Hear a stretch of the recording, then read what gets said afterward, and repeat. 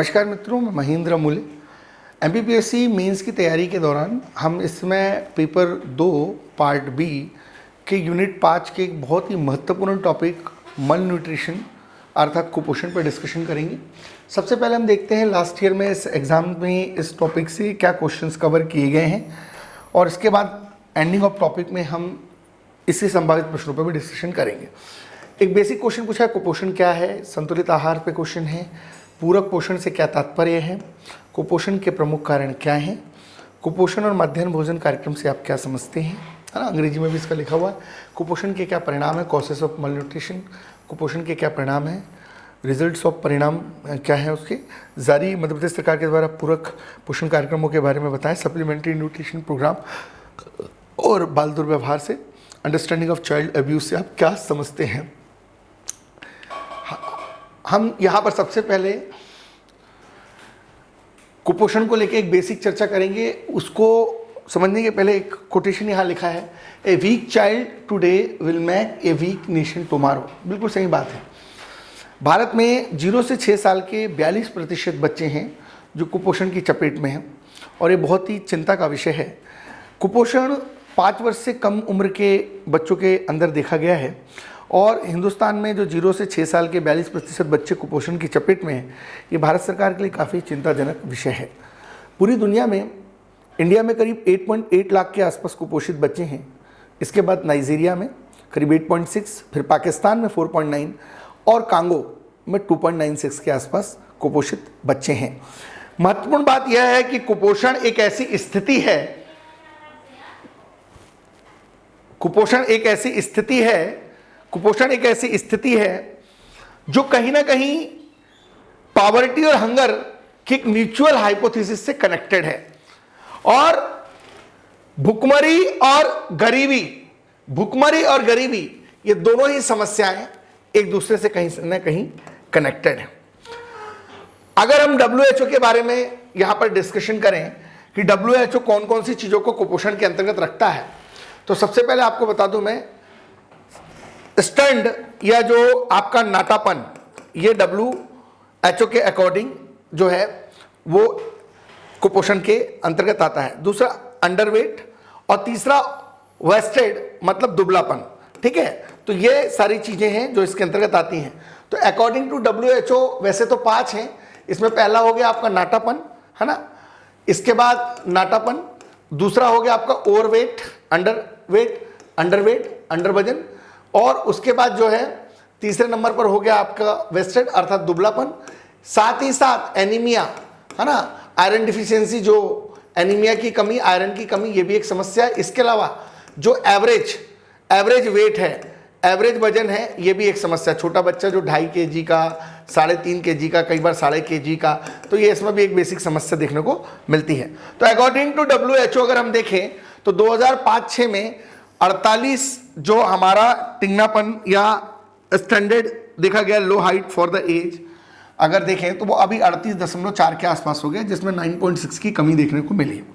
उसी तरीके से जो आपका अंडर वेट है वो 42.5 से घटकर 35-8 हो गया, करीब 6.7 की इसमें भी कमी देखने को मिली है। लेकिन जो वेस्टेड है अर्थात दुबलापन है वो 19.8 से बढ़कर 21 हो गया, करीब इसमें 1.2 के आसपास जो है वो इंक्रीज या ग्रोथ देखने को मिल रही है। तो नाटापन कहीं ना कहीं कम हुआ है ना, अंडर वेट कम हुआ है, लेकिन जो आपका दुबलापन है उसमें 1.2 की ग्रोथ देखी गई है। ये 48 से 38 हो गया, करीब 9.6 के आसपास, ये 42.5 से 35.5 हो गया, करीब 6.7 के आसपास, और ये 19.8 से बढ़कर जो है 21 के आसपास हो गया।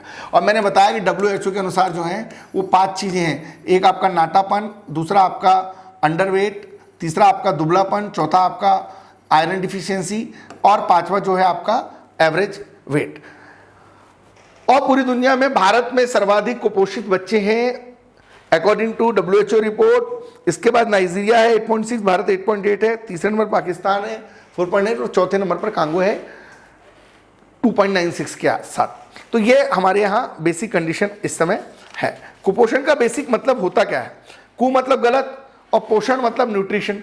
मनुष्य शारीरिक क्रियाएं करने के लिए दिन भर में ऊर्जा की आवश्यकता पड़ती है और इस ऊर्जा की आपूर्ति के लिए वो प्रोटीन, विटामिन, कार्बोहाइड्रेट, वसा और खनिज लवणों को ग्रहण करता है कार्बनिक पदार्थों के तौर पर। इसके अलावा अन्य मिनरल्स H2O और नमक जैसे अकार्बनिक पदार्थों का भी सेवन करता है, परंतु इसके अंदर कभी भी असंतुलन देखने को मिलता है तो वो कुपोषण की चपेट में आ जाता है।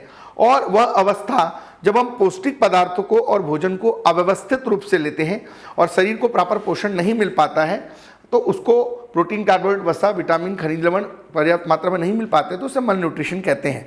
मतलब malnutrition is occurs that when the body is doesn't get of enough nutrients, तो वो कंडीशन जो है वो मल न्यूट्रिशन यहाँ पर कहलाती है।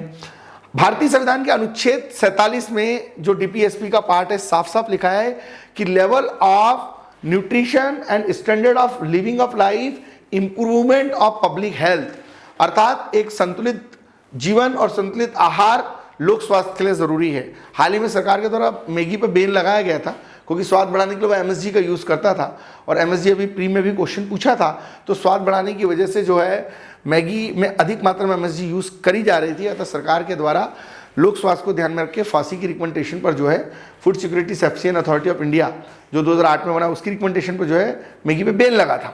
तो इस वजह से जो है पोषण आहार और संतुलित आहार वाले टॉपिक से जो है यूनिट 7 के अंतर्गत जो है एमएसजी और स्वाद बढ़ाने वाला क्वेश्चन भी पूछ लिया गया था। तो पढ़ते समय थोड़ा सा आपको सचेत रहने की जरूरत है और अप्लाइड जनरल स्टडीज पढ़ने की थोड़ी सी आदत डाल लें तो चीज़ें आपको स्वतः समझ में आएंगे। अब अगर हम कुपोषण को एक बेसिक ओपिनियन के तहत देखें तो कुपोषण एक बड़ी गंभीर स्वास्थ्य समस्या है और विकासशील देशों में ये आमतौर पर पाई जाती है और कहीं ना कहीं गरीबी और भुखमरी का ही संकेत है और ये एक बड़ी समस्या के तौर पर देखी जा सकती है। तो malnutrition is poverty and hunger are mutual hypothesis of each other. ये सारी समस्या एक दूसरे से जुड़ी हुई हैं, है ना। इसमें अगर हम मल न्यूट्रिशन की बात करें तो कुपोषण जो है, गरीबी जो है और भुखमरी जो है, ये एक दूसरे से परस्पर जुड़ी हुई अवधारणा है। Malnutrition, poverty and hunger are the mutual hypothesis of each other, और ये समस्या गरीबी के साथ जुड़कर और भी ज़्यादा चुनौतीपूर्ण हो जाती है। When the malnutrition added with the poverty then become very serious and very very challenging, और अंतर्राष्ट्रीय स्तर पर एक बड़ी गंभीर समस्या है और विकास के तमाम दावों पर यह प्रश्न चिन्ह लगाती है। हंगर और मल न्यूट्रिशन रिपोर्ट के अनुसार भारत के 8 राज्यों में जितना कुपोषण है उतना अफ्रीका के सहारा महाद्वीप में है। ये एक चिंता का विषय है। और अगर हम देखें तो become the more and very challenging of मल nutrition, and malnutrition is the serious problem of national and international level and put up the question marks all the steps of government to working of development, और ये कहीं ना कहीं government की विकास कार्यों पर प्रश्न चिन्ह लगाती है। According to the hunger and malnutrition report in our India 8 states too much not exceed the Sahara continental Africa malnutrition condition is a matter of very worry, and which people died from malnutrition and hunger as in India comparatively of cancer and AIDS, and recently 55% upper peoples are death in malnutrition and कुपोषण। तो ये एक बड़ी गंभीर समस्या है और आप ये कह सकते हैं कि भारत के 8 ऐसे राज्य हैं जहां कुपोषण इतना है कि पूरे दुनिया का आधा 50% कुपोषण आपको वहां देखने को मिलेगा। मैंने बताया कि दुनिया में भारत पहले नंबर पे, नाइजीरिया नंबर 2 पे, पाकिस्तान नंबर 3 पे, कांगो नंबर 4 पे। वैसे भारत में अगर देखें तो सबसे ज़्यादा जो कुपोषण की चपेट में है, सबसे ज़्यादा कुपोषण की चपेट में है आपके बिहार में कुपोषण बहुत चरम पर है। दूसरे नंबर पर यूपी है, तीसरे नंबर पर आपका झारखंड है, चौथे नंबर पर आपका मिजोरम है, 5वें नंबर पर आपका मध्य प्रदेश है, 6वें नंबर पर आपका दादर नगर हवेली है ना, दादर नगर हवेली है, 7वें नंबर पर आपका वेस्ट बंगाल है, 8वें नंबर पर आपका छत्तीसगढ़ है। तो ये स्थिति थोड़ी सी भयावह है और कुपोषण की चपेट में इस समय पूरी स्थिति देखने को मिलेगी। कुपोषण एक गंभीर स्वास्थ्य समस्या है, मुख्य तौर पर विकासशील देशों की। मानव जाति के माथे पे लगा एक कलंक है, इससे बाहर निकलना जरूरी है और बहुत से लोग भुखमरी कुपोषण की चपेट में हैं। भारत में कुपोषण की दर 39% के आसपास है। मध्य प्रदेश ग्रोथ रेट में 2nd नंबर पर है। तो आयु और शरीर के अनुरूप जब पर्याप्त शरीर का विकास ना हो तब कुपोषण होता है और भोजन में महत्वपूर्ण आवश्यक तत्व नहीं मिल पाते हैं तो कुपोषण होता है। गलत तरीके से लिया गया पोषण कुपोषण की वजह है, अतः पोषण सही तरीके से होना चाहिए। तो भारत के 17 में से 12 राज्य ऐसे हैं जहां स्थिति भयावह है और एक ऐसी दशा है जहां गंभीर समस्याएं हैं और ये लर्निंग एबिलिटी कम होती है क्योंकि शरीर मानसिक वृद्धि लोगों की नहीं हो पाती है। हाल ही में जो हंगामा रिपोर्ट आई है उसके अनुसार जो है कुपोषण की भयावहता को इस संदर्भ में लिया गया है कि एक तो प्रोटीन और ऊर्जा के कुपोषण की समस्या है और दूसरा माइक्रो लेवल पर विटामिन और खनिज पदार्थों की कुपोषण की समस्या है। अकॉर्डिंग टू द हंगामा report, in condition in India that time, mainly the nutrition can be seen of two type. The first is lack of protein and energy, and second is lack of micronutrients, especially in vitamins and minerals. And the basic thing is that जब व्यक्ति के भोजन में महत्वपूर्ण और आवश्यक पोषक तत्व, मिनरल्स, प्रोटीन और माइक्रो तत्व नहीं होते हैं तो वहां कुपोषण की स्थिति होती है। अतः उत्तम पोषण तब होगा, सुपोषण तब होगा जब व्यक्ति पर्याप्त मात्रा में प्रोटीन, कार्बोहाइड्रेट, विटामिन, खनिज पदार्थ और तमाम चीजों को लेके चले। When not available of necessary nutritions, especially minerals, protein and micronutrition is sufficient quantity, know that the condition of the malnutrition। दो प्रकार का होता है, एक होता है लेस न्यूट्रिशन, जब भोजन पर्याप्त मात्रा में पोषक तत्व की कमी हो, उम्र के हिसाब से लंबाई, वजन कम हो, और दूसरा अति पोषण, जहां भोजन में पोषक तत्वों की मात्रा अधिक हो और वजन में मोटापा हो, आहार संबंधित समस्याएं हो। कुल मिला के less nutrition when deficiency of nutrition is food according to the age of person, and this condition is no height and weight, is completely a reducing process.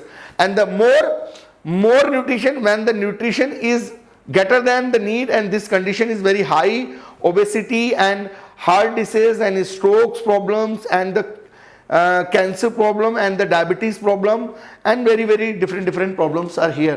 तो ये बहुत समस्या वाला विषय, अधिकांश दुनिया के लोगों को इसने प्रभावित किया है। विश्व के 1.9 मिलियन से अधिक लोग और 462 मिलियन कम वजन वाले लोग इस समस्या से पीड़ित हैं, इस समस्या से परेशान हैं। The malnutrition is important major people are world 1.9 billion of overweight, 1.9 million are overweight and the 462 million the underweight, 462 million is underweight is the very difficult task according to WHO।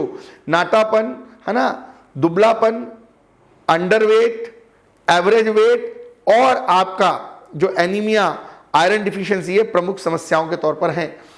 4 lakh children ऐसे हैं, 41 lakh children ऐसे हैं दुनिया भर में जिनके overweight का problem है। 5 साल के पहले 41 लाख बच्चों का वजन ज्यादा है। 1.5 मिलियन जो लोग हैं उनकी हाइट जो है लेस है। 50 मिलियन लोग कमजोर हैं। 29% महिलाओं में आयरन की कमी है, उसमें भारत में पाई जाने वाली 52% महिलाओं में मुख्यतः एनीमिया की कमी है। 62% बच्चों में एनीमिया की कमी है। सरकारों को चाहिए वो इस दिशा में कुछ काम करे, राष्ट्रीय पोषण कार्यक्रमों को ग्रास रूट लेवल पर लाने का प्रयास करें और 2022 तक सरकार ने जो लक्ष्य बनाया है कुपोषण मुक्त भारत बनाएंगे, तो कुपोषण मुक्त भारत बनाने के लिए दृढ़ राजनीतिक इच्छा शक्ति, प्रशासनिक महकमे को सिर्फ प्रशासन करने योग्य नहीं, प्रशासन देने योग्य। We have not need to making a manager to manage, we have need to a letting a manager to manage बनाने की जरूरत है, तब जाके इन समस्याओं को जो है हम दूर कर पाएंगे। अब ये कुपोषण गंभीर भुखमरी का संकेत है। ये malnutrition is a sign of the severe starvation और ये बहुत बड़ी समस्या है क्योंकि the child within 1 month of birth उसका वजन कम होता है। जब बच्चा जन्म लेता है तो उसका वजन कम होता है and the child within the 1 month this birth is weight is very less than and the बालक की लंबाई वजन का अनुपात, उसका नाटापन, the ratio of length and weight of the child, तो वो कहीं ना कहीं एक स्टैंडिंग की प्रॉब्लम से जो अभी 45 से घटकर 35 के आसपास 9.6 जो है हमने कम किया है, तो वो नाटापन एक समस्या। और तीसरा प्रोटीन एनर्जी मल न्यूट्रिशन, PEM, प्रोटीन एनर्जी मल न्यूट्रिशन, एक निर्बलता जो है ये भी एक बहुत समस्या के तौर पे है। तो भारत का जो कुपोषण स्तर है उसका आधार जो है वो 0 से 5 साल तक का बच्चों को ध्यान में रखकर जो है यहां पर बनाया गया है अकॉर्डिंग टू दिस पैटर्न। अब कुपोषण के क्या लक्षण हैं, क्या कुपोषण से संबंधित सिम्टम्स हैं, उन सिम्टम्स को हम देखेंगे, है ना। कार्य करने में शीघ्र थकान होना, है ना, कार्य करने में शीघ्र थकान होना ये एक बड़ी समस्या है।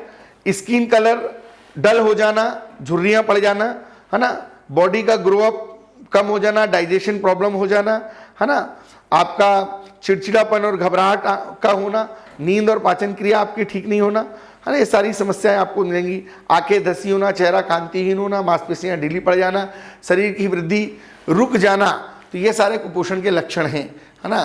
तो ये पुअर कंसंट्रेशन लेवल हो जाएगा, फीलिंग टायर्ड, है ना, आपका डिप्रेशन का शिकार हो जाएंगे आप, है ना, डिफिशियंसी कीपिंग वार्म की स्थिति हो जाएगी। तो ये कुछ बेसिक चीज़ें, ग्लोलेस स्किन हो जाएगी आपकी। तो ये सारी पॉइंट है जिनको आपको याद रखना है। ग्लोलेस स्किन का हो जाना, है ना, आप सबसे पहले तो कार्य कर रहे हैं तो थक जाएंगे। Quick of the fatigue during the work, काम करने के पहले ही आप थक जाएंगे। जैसे आप काम कर रहे हैं तो quick fatigue of during of work, fatigue of during of work, glowless skin हो जाएगी, आपको ग्लोलेस स्किन हो जाएगी। शरीर आपका जो है उसमें वजन कम हो जाएगा, है ना, आपके हाथ पैर पतले हो जाएंगे, चिड़चिड़ापन घबराहट हो जाएगी आपको। तो ये सारा प्रॉब्लम आपका, हैंड और लेग थीन, स्टोमच हैवी हो जाएंगे आपके, और डाइजेशन और स्लीप डिस्टर्बनेस का प्रॉब्लम हो जाएगा आपको लैक ऑफ एंथुसिज्म, उत्साह की कहीं ना कहीं आपके अंदर कमी हो जाएगी, मन में उत्साह नहीं रहेगा, चिड़चिड़ापन घबराहट रहेगी, एंजाइटी रहेगी आपके अंदर। तो ये इतनी सारी प्रॉब्लम हो जाएगी। तो इसलिए खाओ पियो, मस्त रहो, खुश रहो, ठीक है, ज़्यादा तनाव वनाव मत लो। शरीर की वृद्धि रुक जाएगी आपकी ना, बॉडी ग्रोथ, आपकी जो बॉडी की ग्रोथ है वो रुक जाएगी, और बॉडी की ग्रोथ रुक जाएगी तो आप ऐसे कुछ नहीं कर पाओगे, है ना। मसल्स लूज हो जाएगी आपकी, मसल्स लूज हो जाएगी, स्ट्रेंथ हो जाएंगी, सिकुड़ जाएंगी मसल्स, हाँ। तो ये सारी जो बेसिक प्रॉब्लम्स हैं आपके साथ यहाँ पर होने वाली हैं। अब कुपोषण के क्या कारण हैं? पिछले दशक में देखा गया है कि भारत में बफर स्टॉक में आशातीत वृद्धि हुई है, आर्थिक वृद्धि हुई है। फूड सिक्योरिटी ऑफ इंडिया 64 से दिशा में काम कर रहा है, उसके बावजूद भी बहुत गंभीर समस्या। हम दुनिया के 7वें हरित क्रांति का देश होने के दावा रखते हैं खाद्यान्न उत्पादन में। बोलन हीर और कालाघानी में लोग फिर भी भूखे मर रहे हैं। कुपोषण में हम पूरी दुनिया में जो है फर्स्ट नंबर पे हैं, हरित क्रांति हम पूरी दुनिया में 7वें नंबर पर हैं। तो ये चिंता का विषय है। तो रीजन ऑफ माल न्यूट्रिशन में बहुत बड़ा कारण है गरीबी। Poverty is the biggest reason. गरीबी, आय कम है, बचत कम है, पूंजी कम है, निवेश कम है, बेरोजगारी है, बेरोजगारी इसलिए भूखमरी है, भूखमरी बेरोजगारी है, गरीबी है, इसलिए कुपोषण है। और राष्ट्रीय पोषण संस्थान इस दिशा में काम कर रहा है। तो is the means of reason that the poverty is lack of wealth and basically जो पुअर पीपुल है वो घी नहीं खा पा रहा है, वो दूध नहीं पी पा रहा है, वो फल नहीं खा पा रहा है। नेशनल न्यूट्रिशन इंस्टीट्यूशन ने कहा है कि भाई ये सब दिया जाना चाहिए, खान पीन उसका अच्छा होना चाहिए। वो एंजल का नियम है ना, आपकी आय कितनी भी बड़े आए, आपका खाद्यान्न पे होने वाला उपभोग जो है वो कम ही होगा। ऐसा नहीं कि कोई आदमी बहुत अमीर हो जाए तो वो कुछ खाने पीने की चीज़ों में बदलाव ले आएगा। एंजल का नियम कहता है आप कितने भी अमीर हो जाएं, आपका खान पीन का तरीका जो है, आपके खाद्यान्न में होने वाला उपभोग धीरे धीरे कम होगा। लेकिन गरीब आदमी जो है उसको जो है प्रॉपर मात्रा में घी दूध फल नहीं मिल पाता है। महंगाई भी इसका बहुत बड़ा कारण है। लड़का लड़की के बीच में एक गैप कहीं ना कहीं, लैक ऑफ द, आप बोल सकते हो कि discrimination between the girl and boy, because the gender equality एक बहुत बड़ी समस्या है। और unable to get nutrition level in the 60% जो वुमेन्स हैं भारत की, उनमें एनीमिया की कमी है। In malnutrition of 60% womens are anaemia, reproduction age group में वो कहीं ना कहीं आती है, उनमें आयरन की कमी है। सरकारें कई कार्यक्रम इसके लिए चला रही है, एनीमिया की कमी को दूर करने के लिए मध्य प्रदेश सरकार ने लालिमा कार्यक्रम चलाया। स्तनपात का अभाव है, माता का पहला दूध शिशु के लिए बहुत ज़रूरी है।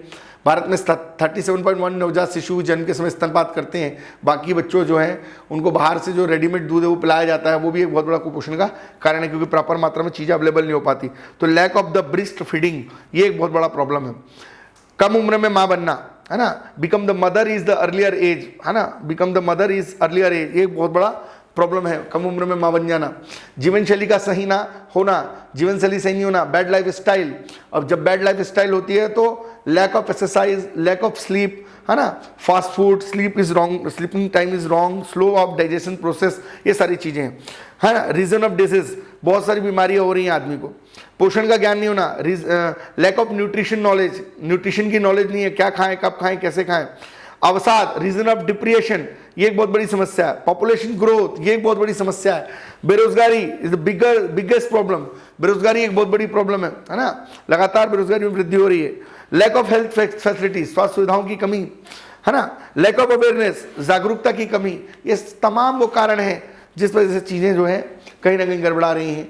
और पॉवर्टी, मैंने आपको बताया, प्राइमरी हेल्थ इंफ्रास्ट्रक्चर नहीं है हमारे पास, लैक ऑफ अवेयरनेस की कमी है ना, हम भारतीयों को बात करना अच्छा लगता है, लगातार अपने बारे में बात करना अच्छा लगता है, हम विश्व गुरु बनना चाहते हैं, लेकिन हम ये नहीं देख रहे हैं हम चंद्रयान 1 भेज चुके हैं, चंद्रयान 2 भेजने वाले, 3 4 5 भेज देंगे, गगनयान 1 2 भेजने वाले हैं, परंतु हम ये नहीं समझ पा रहे हैं कि हमारे देश के जो लोग हैं वो भूखे मर रहे हैं। तो उनको जो भूखे मर रहे हैं, भुखमरी का शिकार है, कुपोषण का शिकार है, हम कैसी योजनाएं बनाएं कि ग्रास रूट लेवल पर जो है सही तरीके से क्रियान्वित हो।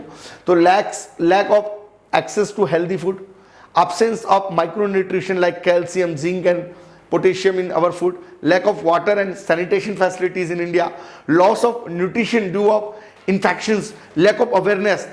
मैं अपने मुल्क की, अपने भारत की कमियां नहीं गिना रहा हूं, टॉपिक है मेरा कुपोषण। तो मेरी जिम्मेदारी बनती है एक नागरिक होने के नाते, एक सक्रिय नागरिक होने के नाते कि हम अपनी कमियों को स्वीकार करें और हम तेजी से आगे बढ़ें। 119 देशों की सूची में हम 102 नंबर पर हैं। तो 2 ये एक चिंता का विषय है भाई, और इस पे अभी से चर्चा होनी चाहिए। अब हम बात करेंगे इफेक्ट्स पे। तो घरेलू खाद्य असुरक्षा का सीधा परिणाम है कुपोषण, और हम घरेलू तरीके पे जो मैनेजमेंट नहीं कर पा रहे हैं। The malnutrition is basically result of the domestic food unsecurity insecurity, और the food security depend on the policy and priority of government. और हम भारत में जो बॉडी मास इंडेक्स है वो 18.5 से कम होने पर बच्चा कुपोषित माना जाता है। भारत में ऐसे 46% बच्चे शेड्यूल ट्राइब कास्ट के जो कुपोषण की चपेट में हैं। बॉडी मास इंडेक्स जो है ये कुपोषण, भूखमरी सीधे तौर पर जो है मापने का एक मानक है, और 18.5 से जो है ऊपर होना चाहिए। 17 से 18.4 को अल्प पोषित कहा जाता है। 16 से 16.9 को जो है अगर है तो गंभीर कुपोषित कहा जाता है। 16 से कम है तो उसको भूख से मरने वाला भी कहा जाता है। तो ये इंटरनेशनल बॉडी इंडेक्स है। अगर 17 से 18.5 के बीच में है तो मिनिमम, 17 से 18.4 के बीच में है, 17 से 18.4 है तो मिनिमम न्यूट्राइड है, और अगर ये 16 से 16.9 के बीच में है तो ये जो इसका बॉडी मास इंडेक्स जो है ये सर्वाइव मल न्यूट्रीड है, और अगर ये 16 से भी कम है तो ये भैया भूख से मरने वाला है, छिपी हुई भूख है, ये डाइट फॉर्म हंगर है। तो ये बॉडी मास इंडेक्स भी आपको याद रखना है। बहुत से कुप्रभाव हैं, है ना, बच्चों को प्रभावित कर रहा है। कुपोषण से बहुत समस्याएं पैदा हो रही हैं, है ना, खासतौर से छोटे बच्चों में। हमारी जीडीपी कहीं ना कहीं 6% कमज़ोर हो गई है, इस वजह से जीडीपी रिड्यूस हो गई है। ह्यूमन प्रोडक्टिविटी कम हो गई है ना। ह्यूमन प्रोडक्टिविटी को हमको अगर बढ़ाना है, मानवीय गतिविधियों को बढ़ाना है, human capital, human resource, human management, human development को करना है, तो सबसे पहले हमको कुपोषण जैसी समस्या से बाहर आना पड़ेगा, क्योंकि इसके चलते बाल श्रम, वेश्यावृत्ति और तमाम प्रकार की अन्य समस्याओं पर बच्चे जो है जुड़ रहे हैं, और अधिकांश बच्चे स्कूल छोड़ देते हैं। उनकी सीखने की क्षमता कम हो जाती है। जब खाने पीने को ही सही नहीं मिलेगा तो बच्चा काम कैसे करेगा ना। पैलाग्रा, एनीमिया, बेरी जैसी अनेक बीमारियां उनको जो है हो जाती हैं, और ये बहुत बड़ी समस्या है। तो शॉर्ट टर्म तो जो है ये हो जाता है कि लोअर आईक्यू लेवल हो जाता है, इम्यूनिटी पावर कमज़ोर हो जाता है, ब्रेन डेवलपमेंट नहीं हो पाता प्रॉपर। लेकिन लॉन्ग टर्म ये होता है कि लॉस प्रोडक्टिविटी हो जाती है, हेल्थ केयर कॉस्ट बाद में समस्या करती है, स्मॉलर स्टेट्यूर होता है, ग्रेटर रिस्क लेवल हो जाता है, डायबिटीज़ हो जाती है, कैंसर हो जाता है, प्रीमेच्योर डेथ हो जाती है कई बार। तो स्थिति बहुत भयावह है। भारत में 144 मिलियन चिल्ड्रन जो है अंडर 5 साल के, वो जो है वो नाटेपन का शिकार हैं। 47 मिलियन जो है भारत में, वो according to report of world level 144 million ये पूरा दुनिया का है। वो 144 मिलियन में भारत के भी बच्चे बहुत सारे शामिल हैं। तो 144 मिलियन नाटेपन का शिकार है, 47 मिलियन जो है वो दुबलेपन का शिकार है, ओवरवेट जो है वो 38 मिलियन के आसपास है। ये पूरी दुनिया की स्थिति है। क्वासिरकर बीमारी हो जाती है, क्वासिरकर बीमारी हो जाती है, क्वासिरकर या मारामस हो जाती है डिफिशियंसी ऑफ प्रोटीन की वजह से, है ना। इसके बाद एनीमिया हो जाता है, मैंने बताया भी आपको, आयरन डिफिशियंसी की वजह से। घेंगा रोग हो जाता है, घेंगा ग्वाइटर हो जाता है आयोडीन की कमी से। मोटापा हो जाता है, कुपोषण जन्य रोग हो जाते हैं, है ना, ओबेसिटी हो जाता है। इसके अलावा मल न्यूट्रिशन डिसीज हो जाती हैं, और विटामिन की कमी से भी, विटामिन ए की कमी से रतौंधी हो जाता है, नाइट ब्लाइंडनेस हो जाती है बहुत सारे लोगों में। विटामिन डी की कमी से रिकेट्स हो जाता है ना। विटामिन ए की कमी से रतौंधी हो जाता है, विटामिन डी की कमी से रिकेट्स हो जाता है, हड्डियाँ कमज़ोर हो जाती हैं। बचने के लिए क्या करना पड़ेगा? कार्बोहाइड्रेट, स्टार्च युक्त खाद्य पदार्थ खाइए, चावल खाइए, आलू खाइए, ब्रेड खाइए, है ना। बचने के लिए कार्बोहाइड्रेट और starch product, rice, potato, bread आपको लेना पड़ेगा। दूध, मिल्क प्रोडक्ट जो rice source of sugar product आपको लेने पड़ेंगे। बेहतर पाचन आपका अच्छा हो, इसके लिए फल और सब्जियां, ग्रीन वेजिटेबल और फ्रूट्स आपको लेने पड़ेंगे ताकि सोर्स ऑफ विटामिन मिनरल मिले। ओवरऑल आपका कंप्लीट डेवलपमेंट हो, इसके लिए प्रोटीन नेसेसरी है आपके लिए। अंडा ज़रूरी है आपको, बीन या सेम ज़रूरी है, मच्छी ज़रूरी है, फिश ज़रूरी है, मीट ज़रूरी है। आप शाकाहारी हैं तो बात अलग है ना, नहीं है तो फिर चिंता का विषय। अब बात करते हैं कि भाई 2019 में हम 102 नंबर पे ग्लोबल हंगर में थे, 20 में 94 नंबर पर हैं। चिंता का विषय ये है कि भैया हम लगातार 6 में 96 नंबर पे थे, 8 में 66 नंबर पे थे 119 देशों में, 10 में 67 नंबर पे थे। लगातार देखिए 2019 में 102 नंबर पे थे, 2020 में हम 94 नंबर पर हैं। और आप ये समझ सकते हैं कि भारत की 94 नंबर की रैंक है, स्कोर हमारा 27.2 है। हमसे ऊपर चाइना है, 5 स्कोर है, श्रीलंका है, नेपाल है, बांग्लादेश है, म्यांमार है। हद तो तब हो गई जब पाकिस्तान है। हमने सिर्फ पीछे किया है अफगानिस्तान को। तो ये है हमारी कुपोषण में स्थिति। ठीक है, थोड़ी सी शर्म हमारे राष्ट्रीय स्तर के नेताओं को आना चाहिए और उनको देखना चाहिए कि भाई कुपोषण में स्थिति क्यों ऐसी है। क्या इसके लिए हमारा पॉलिटिकल लीडरशिप जिम्मेदार नहीं है? आज़ादी के 70 साल बाद भी हम कुपोषण जैसी समस्या को सही अर्थ में कंप्लीटली सॉल्व नहीं कर पाए हैं। ठीक बात है, हम जब आज़ाद हुए थे हम शून्य थे, अब हम सृजन की स्थिति में हैं, लेकिन निश्चित तौर पर ये एक ऐसी समस्या है जिससे भारत पूरी तरीके से कमज़ोर हो सकता है, भारत का भविष्य कमज़ोर हो सकता है। अतः कुपोषण को जो है राष्ट्रीय शर्म का विषय हम ये कह सकते हैं कि हमारे लिए एक नेशनल सेम का सब्जेक्ट है ये, इस पे काम करने की ज़रूरत है, सभी भारतीयों की जिम्मेदारी है। विश्व बैंक ने अपनी रिपोर्ट में कहा है कि भारत के बच्चों की स्थिति बहुत खतरनाक है, ये एक साइलेंट इमरजेंसी है और इसी तरीके से चलता रहा तो ये दिन वो दिन दूर नहीं जब हम मौन आपात की ओर बढ़ने वाले हैं। और अकॉर्डिंग टू वर्ल्ड बैंक ये रिपोर्ट हमें कहीं ना कहीं सचेत करती है। According to the new report of 2030 to 2021, 2013-2021 दोनों ही बार वर्ल्ड बैंक ने अपनी रिपोर्ट में कहा है कि भारत की स्थिति बहुत साइलेंट इमरजेंसी वाली है और 25% जो है यहाँ का बच्चा ऐसा है कि बेचारा वो बहुत वीक हो चुका है, खाना नहीं मिल रहा उसको। और 75% बच्चा जो है, 60 से 75% बच्चा एनीमिया की चपेट में है। 57% बच्चों को जो है विटामिन ए की कमी है। 45% बच्चे अंडर हाइट की समस्या से जूझ रहा है। 60% बच्चा अंडर वेट की कंडीशन से गुजर रहा है। तो स्थिति भयावह है। खासतौर से बिहार, उत्तर प्रदेश, झारखंड, मिजोरम, मध्य प्रदेश, दादर नागर हवेली, पश्चिम बंगाल और छत्तीसगढ़, इन राज्यों की स्थिति तो बहुत ही कष्टप्रद है और यहाँ की सरकारों को चाहिए कि वो सही दिशा में काम करें। बात करते हैं मध्य प्रदेश। मध्य प्रदेश में भी कुपोषण की स्थिति वैसी ही है। मध्य प्रदेश में अगर कुपोषण की स्थिति पे हम डिस्कशन करें तो malnutrition in cycle is Madhya Pradesh which is just child is suffer before the birth. Serious condition of Madhya Pradesh is 55% बच्चे जो हैं कुपोषण से यहाँ पर मर जाते हैं। और मध्य प्रदेश में कुपोषण एक ऐसा चक्र है जहां बच्चा मां के गर्भ से ही चंगुल में फंस जाता है और नियत जन्म लेने से पहले उसकी नियति लिखी जा चुकी होती है। और मध्य प्रदेश में कुपोषण से स्थिति यह है कि 55% बच्चा कुपोषण की चपेट में है, 42.8% बच्चा जो है वो कम वजन वाला है। तो malnutrition cycle in which is child suffer before the birth, serious condition of malnutrition in Madhya Pradesh. 55% child are dead in malnutrition and 42.8 children are underweight। 0 से 6 साल के 42.8% बच्चे ऐसे हैं जो कुपोषण की चपेट में। कारण नंबर 1, इंफ्रास्ट्रक्चर वीक है हमारा। बिजली, सड़क, पानी नहीं है हमारे यहाँ, उस पर काम करना चाहिए। सरकारें आएंगी जाएंगी लेकिन दृढ़ इच्छा शक्ति की जरूरत है। इंफ्रास्ट्रक्चर को सुधारना चाहिए। डोमेस्टिक फूड क्राइसिस है हमारे यहाँ। हमारे पास खाद्यान्न की संकट हमेशा बना रहती है। भले हमें कृषि कर्मठ अवार्ड मिल जाए परंतु लोग भुखमरी और कुपोषण की चपेट में है और ये स्थिति थोड़ी भयावह है। डोमेस्टिक फूड क्राइसिस हमारे यहाँ जेंडर इनइक्वलिटी है, लैंगिक असमानता है। लैक ऑफ पॉलिटिकल डिजायर है हमारे, राजनीतिक इच्छा शक्ति की कमी है।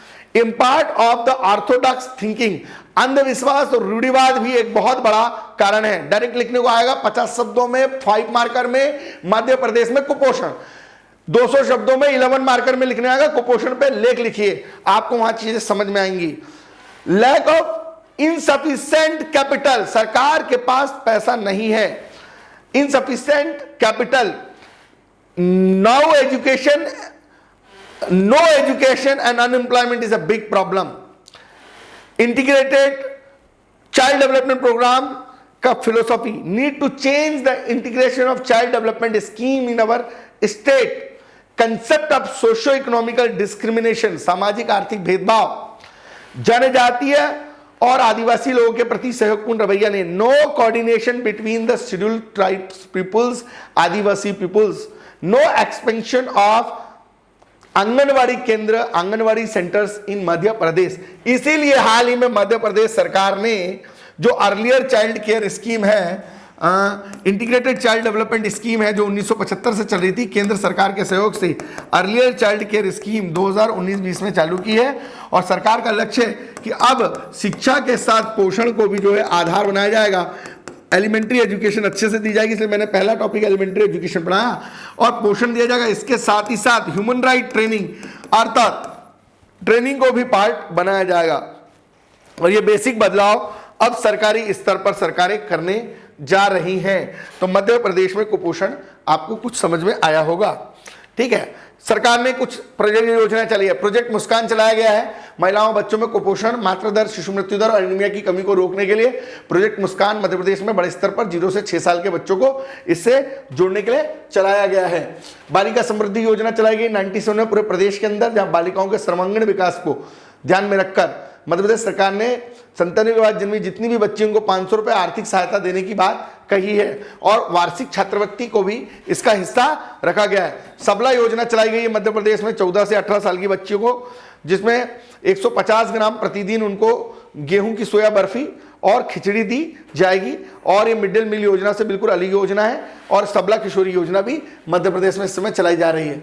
मुख्यमंत्री अन्नपूर्णा योजना चलाई गई है, जिसमें 20 केजी खाद्यान्न उपलब्ध कराने का लक्ष्य प्रत्येक परिवार को रखा गया है, और 4.5 रुपए प्रति केजी की दर से चावल भी उपलब्ध कराया जाएगा, और 300 करोड़ रुपए का इसके लिए अलग से बजट आवंटित किया गया है। अटल बाल मित्र योजना भी चलाई गई है, स्वास्थ्य और पोषण की बेहतर स्थिति में सुधार के लिए महिला और बच्चों के लिए। 85 में बना महिला बाल विकास मंत्रालय इसकी नोडल एजेंसी के तौर पे काम करेगा। पूरक पोषण के लिए कौन से सरकारी कार्यक्रम चल रहे हैं? 2019 के मेंस का क्वेश्चन था, मध्य प्रदेश में पूरक पोषण के लिए कौन से कार्यक्रम चल रहे हैं? कुपोषण जैसी समस्या के समाधान के लिए जहां खाद्यान्नों की उपलब्धता बेहतर हो, कुछ पूरक पोषण कार्यक्रम चलाए गए हैं। सार्वजनिक वितरण प्रणाली जो पीडीएस सिस्टम है, पब्लिक डिस्ट्रीब्यूशन सिस्टम, उसको सुधारा जा रहा है, राशनिंग कम हो, और बीच में ही जो सामान आता है वो 55% पहुंचता है, 45 गायब हो जाता है। तो पीडीएस सिस्टम को, टारगेट पीडीएस सिस्टम को बेहतर बनाया जाए, है ना। और राशन की दुकानों के माध्यम से गरीब कमजोर तबके के लोगों को चीजें मिले। अभी गेहूं चावल और दालें मिलती थी, मोटा अनाज मिलता था, और भी अन्य चीजों को इसमें जो है जोड़ा गया है। इसके लिए वाधवा आयोग बनाया गया है, जिसकी रिकमेंडेशन पर सार्वजनिक वितरण प्रणाली में मिलने वाली चीजों की सूची को बढ़ाया जा रहा है। खाद्यान्न सुरक्षा अधिनियम बिल जो 2013 में प्रस्तुत किया गया था, जो प्री में आया था, इसके अंतर्गत राज्य खाद्य आयोग बनाया गया है। 10 सितंबर 2013 को जो राष्ट्रीय खाद्य सुरक्षा एक्ट आया था, उसके अंतर्गत मध्य प्रदेश में राज्य सुरक्षा आयोग का गठन भी किया गया। प्री में क्वेश्चन था यहाँ से। मध्याह्न भोजन स्कीम 15 अगस्त 95 को चालू की गई, स्कूल शिक्षा में प्रोटीन युक्त भोजन देने के लिए। राष्ट्रीय ग्रामीण स्वास्थ्य मिशन कार्यक्रम 2005 से चलाया जा रहा है। इंटीग्रेटेड चाइल्ड डेवलपमेंट स्कीम कार्यक्रम चलाया जा रहा है, जिसका हाल ही में नाम अर्लियर चाइल्ड केयर स्कीम कर दिया गया है। रिप्रोडक्टिव एंड चाइल्ड हेल्थ, प्रजनन और बाल स्वास्थ्य कार्यक्रम भी 2 चरणों में 97 में और 2005 में चालू किया। अतिशीघ्र इसका आरसीएच का तीसरा चरण भी 2021 में प्रारंभ होने वाला है, सितंबर से। जलमणि, अटल बाल मित्र, आंगनबाड़ी, अंत्योदय, अन्य कार्यक्रम आशा कार्यकर्ताओं के माध्यम से सेफ स्वच्छ पेयजल और खाद्यान्न उपलब्ध कराने की सरकार की योजना है। इसके अलावा सुपोषण कार्यक्रम, supporting programme on sustainable standing health and nutrition नाम का एक महत्वाकांक्षी कार्यक्रम भी कुपोषण को चक्र से दूर करने के लिए मध्य प्रदेश सरकार द्वारा चलाया जा रहा है। और इस तरीके के मंगल दिवस कार्यक्रम चलाए जा रहे हैं, जहां महिलाओं को गोद भराई, अन्नप्राशन, जन्म दिवस, किशोरी बालिका दिवस के माध्यम से जो है बहुत सारी पूर्ण पोषण आहार की नवीन गतिविधियां संचालित की जाएंगी। और आंगनबाड़ी इसमें गोद भराई के माध्यम से हर माह के प्रथम मंगलवार को गर्भवती महिलाओं को आंगनबाड़ी में बुलाकर उनको जो है इस कार्यक्रम का फायदा देंगी। अन्नप्राशन कार्यक्रम में द्वितीय मंगलवार को गाँव की गर्भवती महिलाओं को बुलाया जाएगा, और 6 महीने जिन बच्चों के पूर्ण हो गए हैं माँ के घर में, उनको कटोरी चम्मच इत्यादि प्रतीकात्मक स्वरूप में सरकार की तरफ से दिया जाएगा।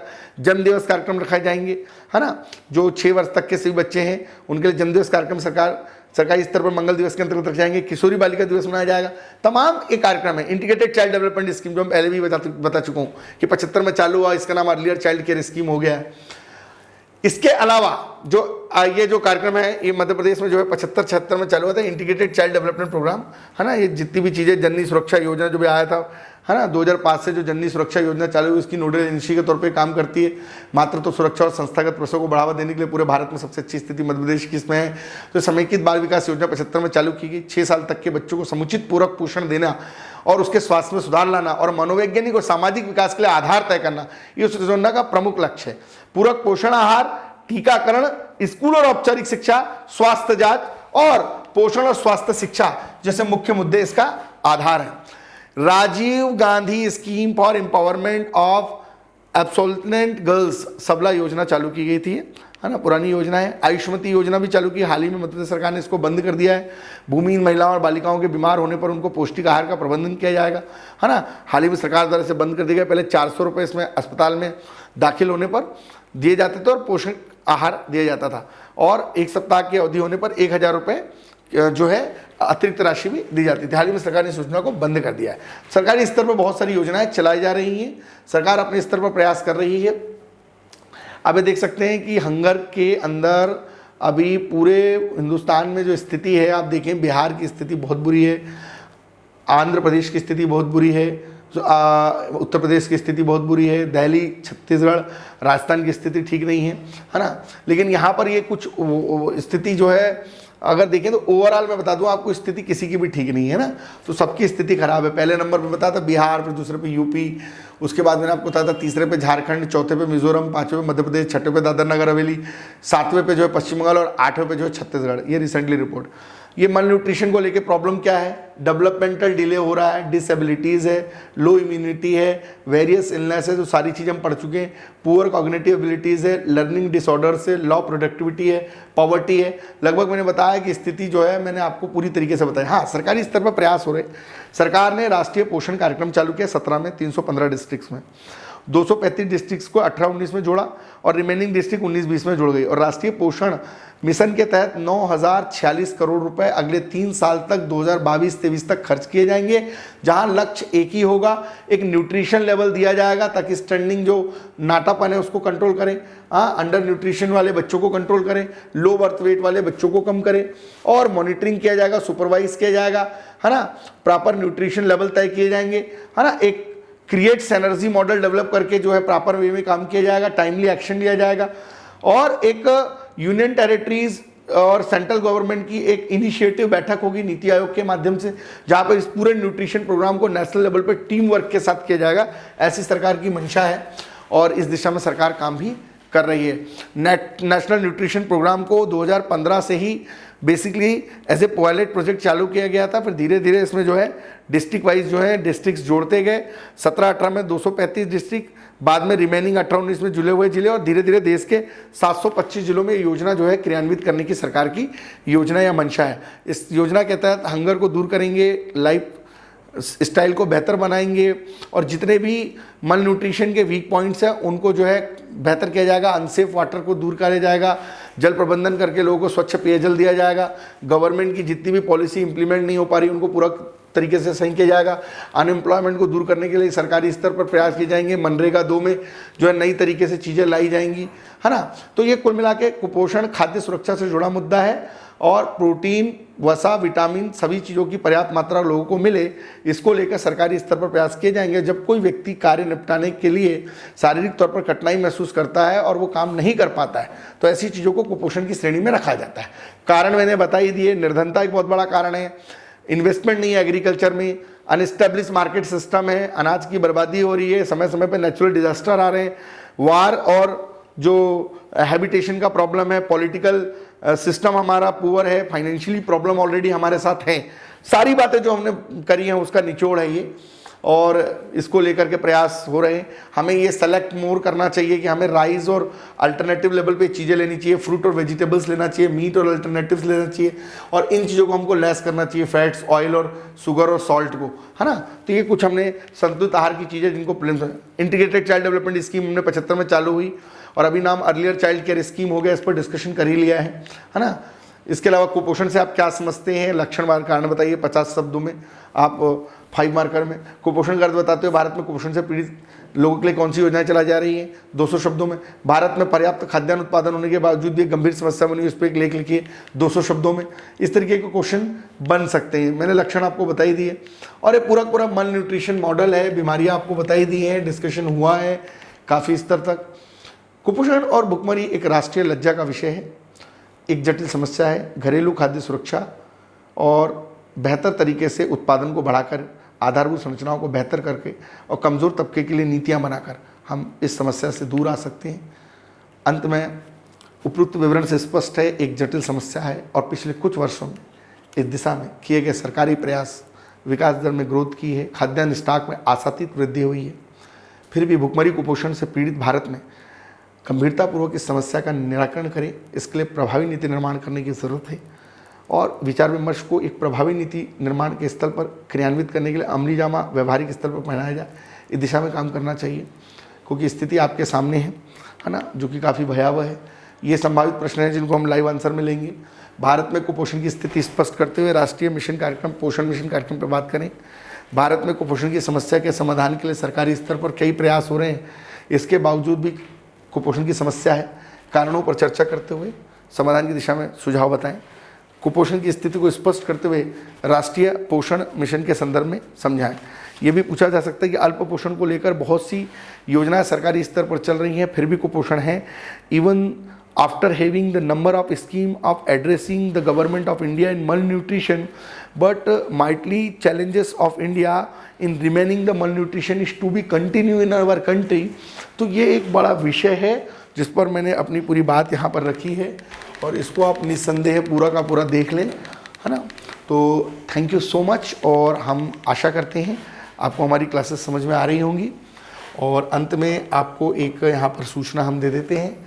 हमारा जो नंबर है यहाँ पर 9584928252, इसमें आप अपना नेम, अपना एड्रेस, आप किस शहर से रहने वाले हैं और आप हमारा कौन सा जो कोर्स है उसमें इंटरेस्टेड हैं। आप पीएससी के प्री को ज्वाइन करना चाहते हैं या पीएससी के मेंस को ज्वाइन करना चाहते हैं हमारे ऑनलाइन मोड में, या हमारा ऑफलाइन बैच भी आप ज्वाइन कर सकते हैं।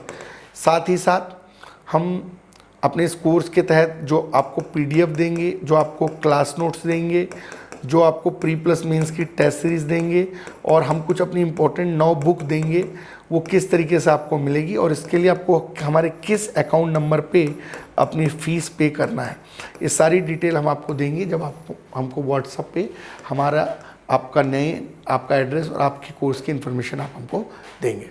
और अभी इस समय हम MPPSC के मेंस को लेकर तमाम तरीके से टॉपिक वाइज क्लासेस ले रहे हैं। हमारा इस समय पेपर 2 पर काम चल रहा है और पेपर 2 के जो पार्ट बी में हमने अभी तक 2 यूनिट 3 जो HRD और एजुकेशन है उसका लाइव लेंगे और यूनिट 5 हमारा अभी कंटिन्यू चल रहा है। इसके बाद हम पार्ट ए पर भी आएंगे, इकोनॉमी वाला पूरा पोर्शन कराएंगे। जब पेपर 2 पूरा कंप्लीट हो जाएगा तो फिर हम जो यहाँ पर पेपर 3 चालू करेंगे और जब पेपर 3 पूरा कंप्लीट हो जाएगा तो फिर हम यहाँ पर पेपर 1 चालू करेंगे, ठीक है। इसके अलावा हम बीच बीच में सैटरडे संडे को इथिक्स की 1-1 यूनिट और हिंदी प्लस निबंध को लेकर भी अपने लेक्चर्स लेकर आएंगे।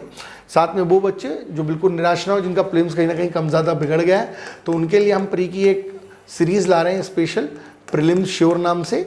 और ये जो प्रीलिम्स श्योर नाम की हमारी सीरीज़ है इसमें हम यूनिट 1 से लेकर यूनिट 10 के 10 टॉपिक डेली पढ़ाएंगे और हर यूनिट के 1-1 टॉपिक होगा और इससे रिलेटेड हम करीब 100 MCQ डेली कराएंगे। तो इससे 90 दिन या 100 दिन में आपकी पूरी कंप्लीट तैयारी हो जाएगी। तो थैंक यू सो मच। ज़रूर लाइक करें, अच्छा लगे तो कमेंट करें, कुछ कमियां हो तो वो भी बताएं, हम सुधार करेंगे। सुधार की गुंजाइश हमेशा बनी रहती है। और सब्सक्राइब ज़रूर करें ताकि आपको हमारी इन्फॉर्मेशन मिलती रहे कि हमारे कौन से वीडियोस आ रहे हैं, कौन से वीडियोस बन रहे हैं। और ज़्यादा से ज़्यादा हमारे वीडियो को सुन करके नोट्स बनाएं, मन लगा के पढ़ें और जुड़े रहें हमसे। Thank you so much.